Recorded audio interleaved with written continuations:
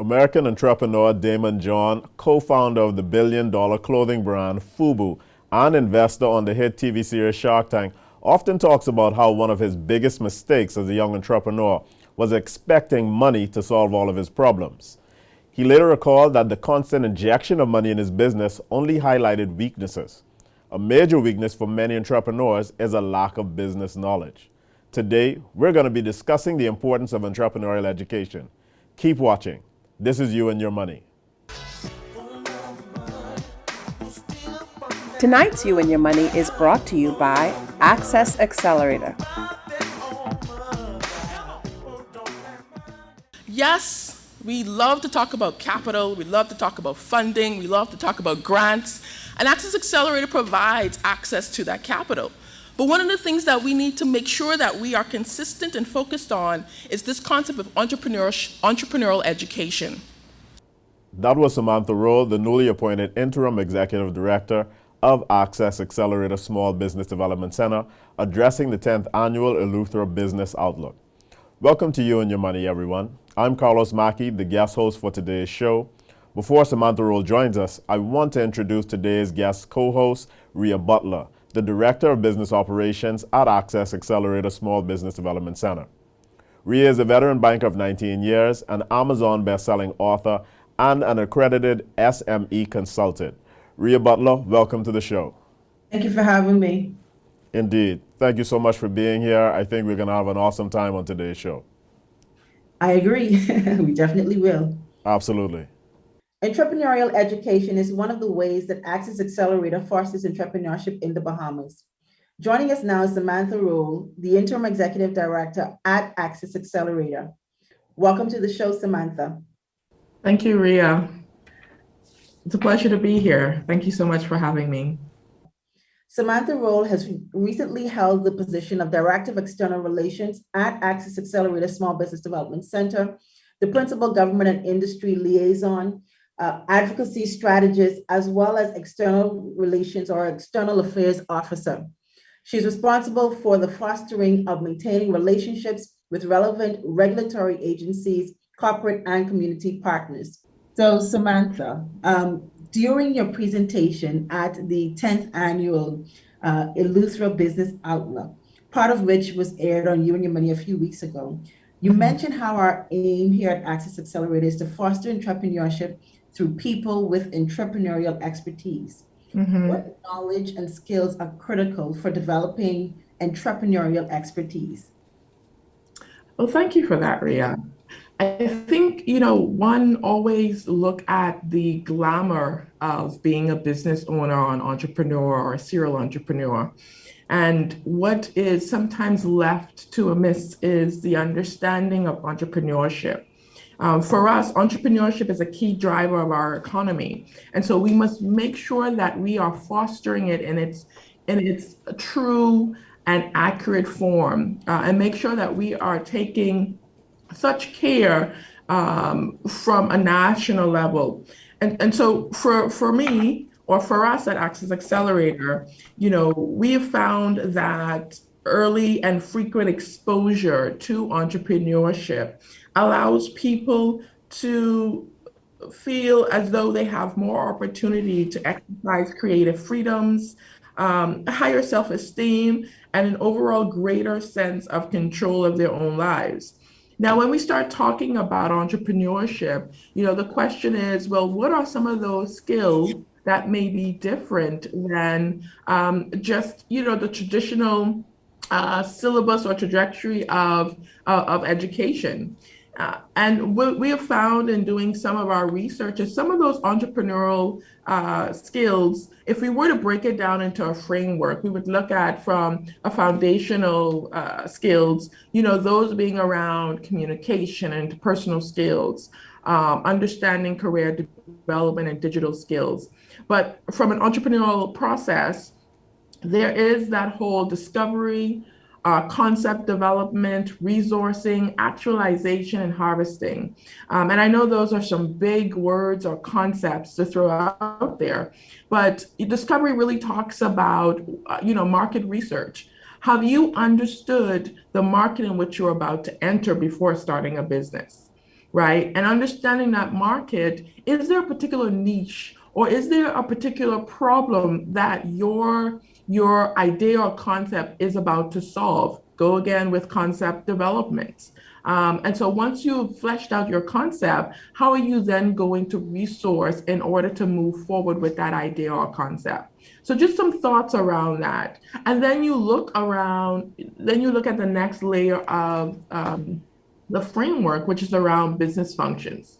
And this is when you start talking about strategy and risk and operations and marketing and human resource and financial management. But before you even get there, I think that entrepreneurial process, skills, discovery, concept, resourcing, actualization, and harvesting is key. Awesome. Thank you so much for that. What do educational institutions, parents, government officials, as well as the wider community, what is it that we need to know about the whole aspect or the benefits of entrepreneurial education? You know, I think it's important for all of those stakeholders named to be intricately involved at Mhm. different levels. So even from a parental standpoint, you know, it's really teaching your children to think critically. It's really teaching your children about entrepreneurial thinking and how you think and how you look at solving problems, even at home, right?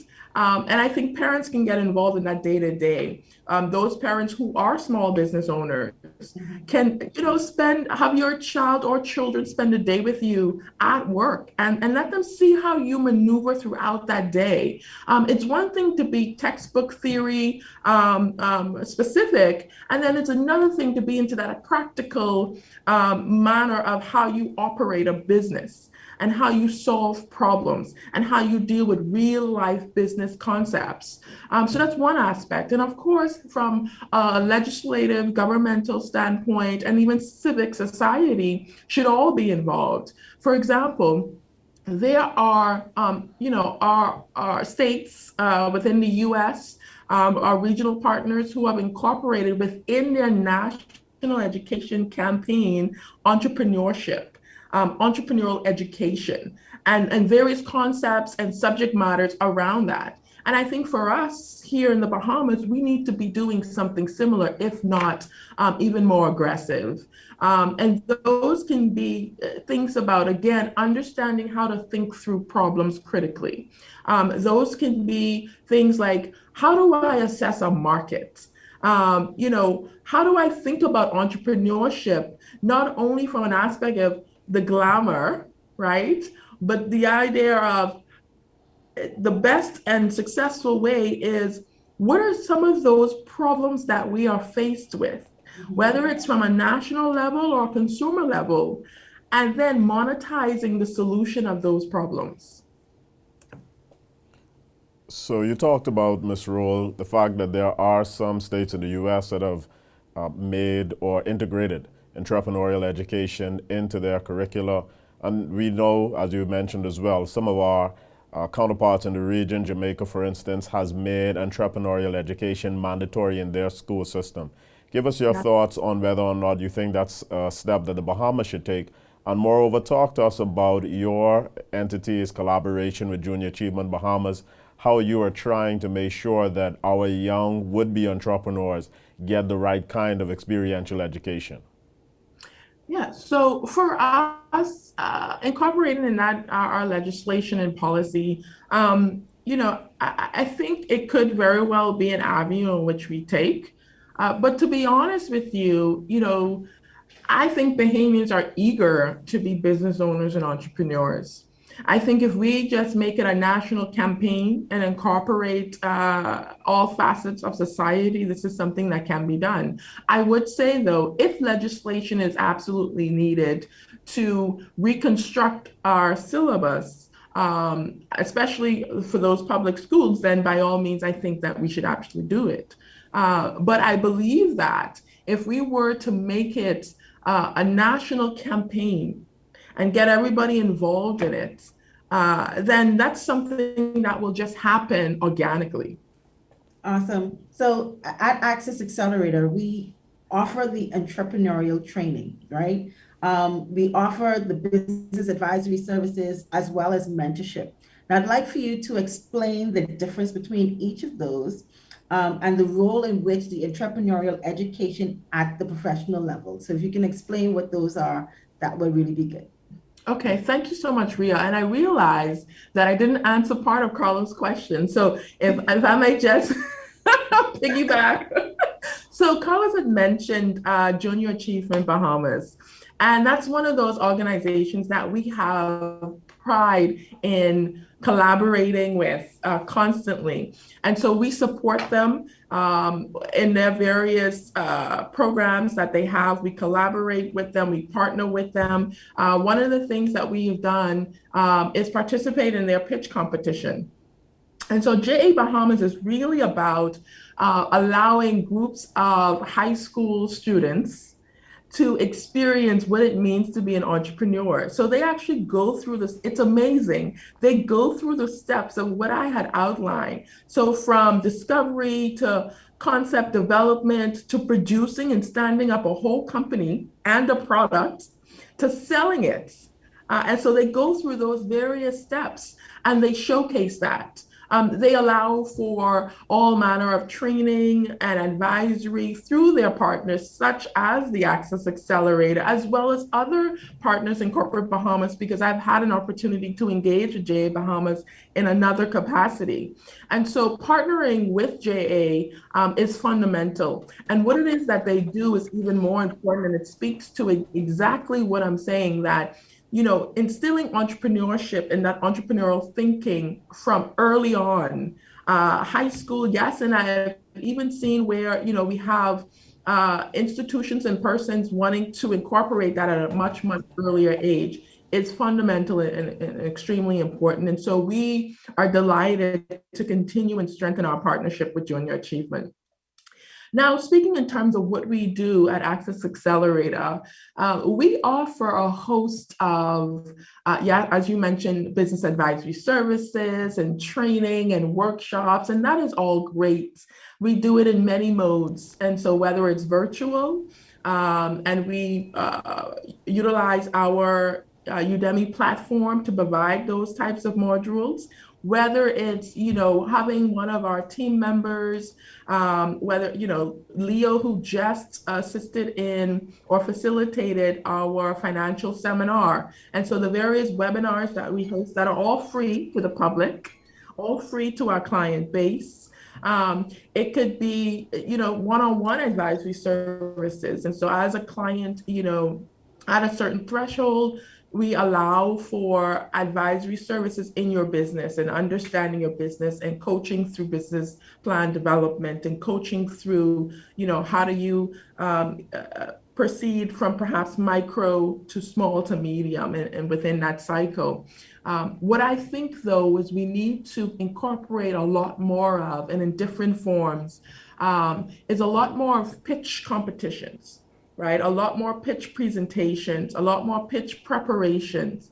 And in doing that, then we go through that cycle of understanding again, concept development, producing the documents meaning the business plan. It's basically testing and proving your concept, right? And so if we can go through that, we need more of a boot camp setup to incorporate some practical arrangements as well around that. And so we are looking to foster more boot camp training, again, tackling those topics, but tackling it in a little more rigorous form, but then also exposing those up and coming and existing entrepreneurs to potential investors. So you have to pitch your business and you have to validate your business. So you need to be able to know your business in order to validate it. So those various means, if we can incorporate all manner of that structure, it would be tremendous for budding entrepreneurs and even existing business owners. Absolutely. Well, Samantha Roll, it's been a pleasure having you here. We definitely appreciate what it is that you're doing. You gave a great speech at the Eleuthera Business Outlook, and we're excited to see where you and the Access Accelerator are going to take entrepreneurial education in the Bahamas. Thank you so much, Carlos. Thank you, Ria. And Carlos, we're going to take it pretty far. Absolutely, absolutely. So, Ria, I know that we're getting ready for our next segment. Who do we have next? Well, up next, we have a few of my colleagues who's going to be joining us to talk a little bit more about some of the challenges and the entrepreneurial education, having to address them, as well as some of the new programs that we have coming on stream and the initiatives available through the Access Accelerator. Excellent. This is You and Your Money with Ria Butler and Carlos Mackey here as your guest host. We'll be right back after this short break. I was actually born into farming. My grandfather, who is 80 years old, he's a first-generation farmer. 3 generations later, I decided to go into farming.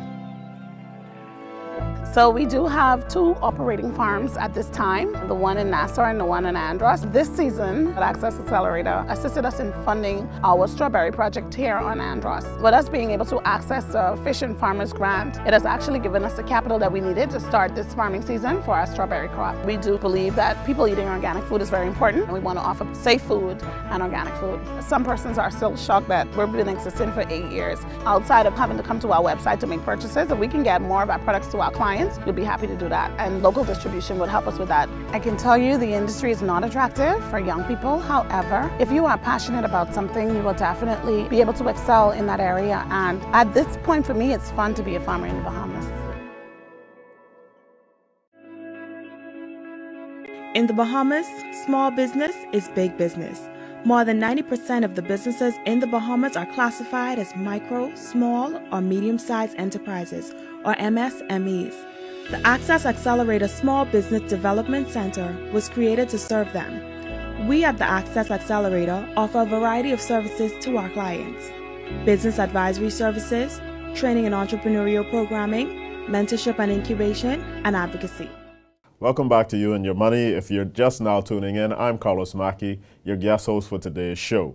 With me today is our guest co-host, Ria Butler. She is the Director of Operations at Access Accelerator Small Business Development Center, and today we are discussing entrepreneurial education. Before the break, we spoke with Access Accelerator Interim Executive Director Samantha Rule about how Access Accelerator advocates for entrepreneurial education. Joining us now to continue the conversation is Leo Roll, Head of Post-Funding, Nakia Carter, Innovation Program Manager, and Tani Darrell, Family Island Manager. Welcome to the show. Thank you. Great to be here. Indeed. Welcome to the show, everyone. We're going to start with Tani. Tani, over the last several weeks, Access Accelerator has been touring the Family Islands, meeting with clients and local stakeholders. What are the challenges in the Family Islands that you are advocating for entrepreneurial education to help address? Well, I think first I need to say that the Access Accelerator is not concerned with cookie cutter approaches, right? So we're not just sitting behind a desk somewhere developing programs and we're just going to take a blanket approach to these interventions. We have to consider, of course, that there are cultural nuances across the islands, that, there are things that might interrupt programmatic interventions or even educational initiatives. And so we travel. We get into the trenches, we see clients, we meet with our senior business advisors, and we have discussions, very informal, but they turn into what we would consider needs analysis in these cases. One of the larger challenges that we've identified so far is that there is a need for a degree of pivoting, right? So now you've already come to this point where you've decided you're going to be an entrepreneur, you've decided to expand your business, you've decided a myriad of different things. You've sat down and you're clear, but now the market has changed, right? So COVID changed the market, everybody had to go digital, nobody was ready. And then Hurricane Dorian would have affected 2 of our islands, and that was a need for a pivot. And these pivots they're necessary, and they're maneuvers that have to be undertaken. So before educational initiatives, there are initially advisory services, right? So we advise our clients on a one-on-one or by industry or different segmentations, and then we develop and design educational initiatives that are specific to their needs. So we may be in Grand Bahama and we may be talking about how to strengthen key stakeholders and have initiatives based on what's up and coming in Grand Bahama. But then we may travel to Abaco and find that, what the market wanted 2 years ago is not what the market needs now. And so all of that, I guess, all of those interventions are based on the need for pivoting, and that's across the Commonwealth of the Bahamas at this point. So a very focused approach to advising businesses on how to pivot and how to increase their bottom line. All right, thank you for that, Tarani. Now, Leo, while advising clients during the post-funding phase, what elements of our training program do you find yourself reinforcing the most? Thank you for that question, Ria. So usually when we are advising, my team, a team of advisors, has the awesome job of helping clients to think and helping those entrepreneurs to think in terms of what is your marketing campaign? How do you get this done? What is the mutually beneficial proposition that you provide? What is your competitive edge? When I look at two of the more challenging things, definitely financial statement analysis. While we don't expect them to be CPAs or accountants and actually be able to populate them or actually be able to compile them, they should have a general understanding of how to read them, how to understand these are your expenses, this is the revenue that you're generating. So I think one of the major challenges that we're having is ensuring that our clients are financially sound and able to understand those financial statements as well as market their business, know when to pivot, know when to transition from one industry to another, or know simply when to, I look at one of our success stories during the pandemic. They were simply selling pastries. And of course, the pandemic made food everyone's best friend, right? And so that client pivoted and they now have an entire breakfast menu. It was brilliant. And so doing innovative things like that is what we try to do at Advisory Services, but more so marketing and understanding and compiling those financial statements. Indeed, Leo, I know that the Access Accelerator is now offering a digital skills training certification program.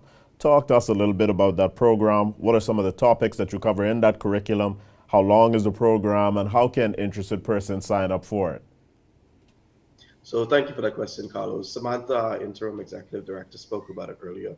The Access Accelerator has several programs that we're offering to the public free of charge. One is, of course, our digital skills training program. The first module was in the month of May. That was communications. And what it did was it kind of bridged the gap between digital communication and analog communication. And so it helped the entrepreneurs to be able to move as the times are moving, to communicate better, to get their point across better, to craft their vision, their mission, their analysis better. And so that program was in the month of May. I've noticed that there is a huge demand for it. Within the first day, we had well over 100 persons that had applied. However, of course, the program is limited to only about 25 persons. And so they can go onto our website, www.accessaccelerator.org, and they can sign up or register themselves to the program. Additionally, in the month of June, we have the marketing module that will be for 8 sessions. And so that's the entire month of June. And this, of course, helps those entrepreneurs to be able to understand the market, to be able to understand their niche, to be able to understand what it is that, what is the appetite? What is the buy? What are those buying signals? What is the way that, how do you access this market, or how do you bring those customers into your various businesses? And so that module is very exciting. I look forward to all of my entrepreneurs signing up for that. And of course, as I said before, they can go directly to our website, www.accessaccelerator.org, and they can sign up or register themselves to be a part of that program.